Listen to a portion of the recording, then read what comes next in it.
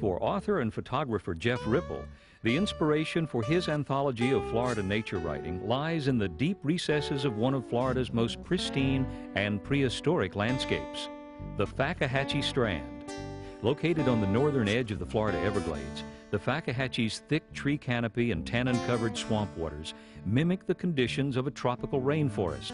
Looking like a set from Jurassic Park, this jungle of rare orchids and bromeliads has attracted Ripple and his mentor, Clyde Butcher, whose large format black and white photos have earned him the reputation as the Ansel Adams of the Everglades.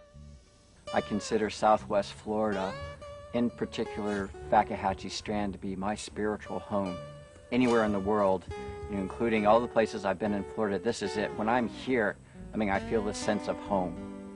The spiritual qualities I get out here, I feel like sometimes I'm walking through the swamp and I can see a dinosaur coming over the horizon. What makes Fakahatchee Strand unique is its overall size. This place is 19 miles long, 3 to 5 miles wide. Essentially, it's a big valley within the Big Cypress floodplain.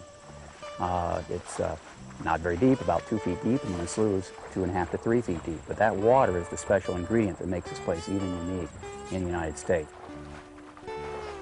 I met Clyde Butcher for the first time at an art show in the mid-1980s, and I saw these giant black and white photographs and was completely blown away. I'd never seen anything like that before.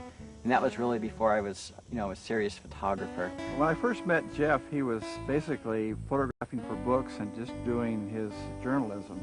And it's been fun seeing him progress over the years of just doing journalism, but get into the art part of it. Okay, let's get up and see if we get some nice sunrises here. Clyde was instrumental in pushing me toward being a photographic artist as opposed to a photojournalist. All the work that I'd done before had been editorial, and at his urging, I began doing things more as fine art, using the large format camera more extensively than I had before, and looking at terms not such as telling this as a natural history subject, but as works of art, studies of light, studies of texture.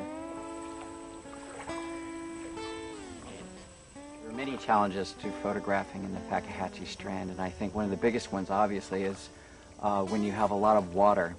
And I come out here alone most of the time, and without an assistant, you consciously have to be aware of every single step that you take, because you have to feel with your feet when you're walking on the bottom.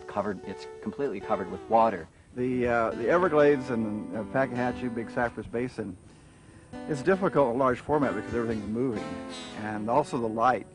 I call it following the light. If it's overcast, I go into the Guzmania or in the woods. If it's bright, sunny like it is right now, we do all the plains. So you have to kind of follow the light. You can't just say, okay, you want to do this. You have to do what nature's willing to do. The Fakahatchee Strand is basically the orchid capital of the United States, with 43 native species of orchids having been found here at one time. The ghost orchid, gosh, I've been hearing about it for years, and finally, Mike Owens took us in to show it to the first time, and it's just a privilege to be able to see that plant. It's so rare and so beautiful. I'm not sure there's a more perfect flower in the Everglades than the ghost orchid. It just inspires me every time I go to see one. I had always heard about it. I've spent a lot of time looking for them with the Park Service during the winter. We'll find the roots, and then we'll mark the locations on maps and with GPS.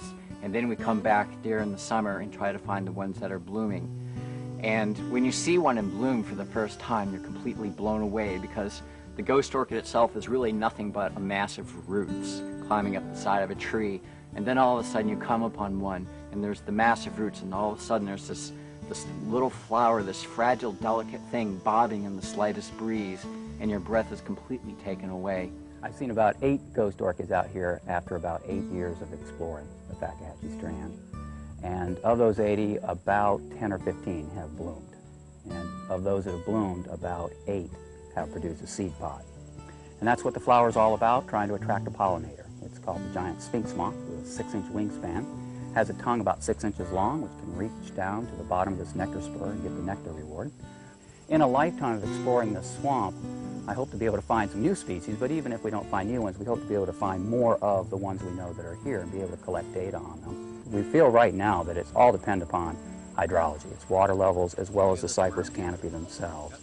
So the opportunity to become the park biologist at Fakahatchee is a dream come true, and I'm not going anywhere. I won't be leaving Fakahatchee anytime soon. The inspiration has been overwhelming to try to record this for people and posterity because it's so unique in the world. I'm not sure there's a place like it. I'd like to think I'm an optimist about the future of Florida and its wild places. We have one of the most aggressive land acquisition programs in the country, and our state park system is a model for the country and the world. And I have to believe, to keep doing what I do, that we will continue to save these places and protect them for future generations. I mean, that's the only way I can keep doing what I do, is to